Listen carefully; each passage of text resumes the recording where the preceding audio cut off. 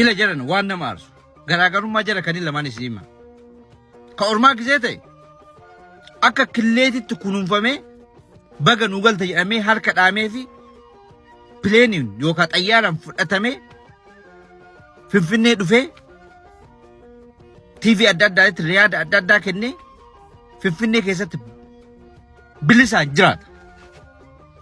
Kenna yoo harka kennate hoo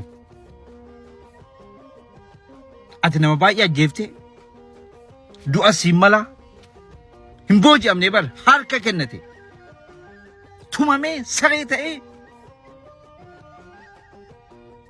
akka sareetitti du'a. Waan nama aarsu bar dhugaa rabbii isiniin jedha.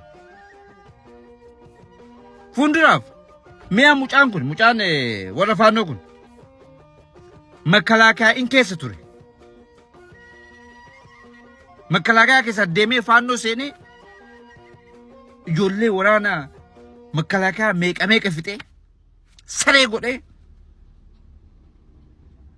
quufee akka fe'e ta'ee mootummaa kana qeeqee arrabsee sirna kana qeeqee amma garuu galee waa takka itti hin dubbanne.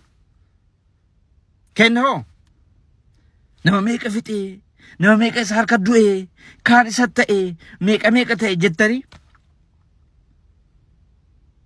ajjeeftan. Eshi haduu bor ijoolleen huura jirtu akkamit galti? Mee akkamit galti? Hinduuna jetti achi duun wayi jetteeti hafti malee mee akkamit galti? Mee araara akkamit bu'a? Kana mootummaan seeraan laalee warra wanta kana raawwatan Oromiyaa keessatti dhugaa rabbii isiniin jedha keessattuu warroonni naannoo kanneen irratti raawwatan warroonni poolisii ta'an hogguu aangoo kennitaniif haga abbaa torbaa gaafadha. Ka dhiigan Oromoo hin ta'initu baay'eetu jira.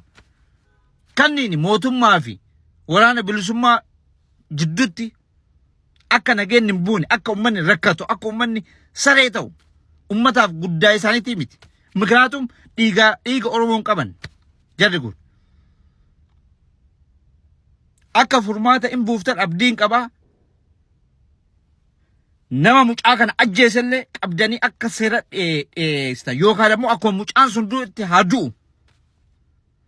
Nagaan tura gubanne.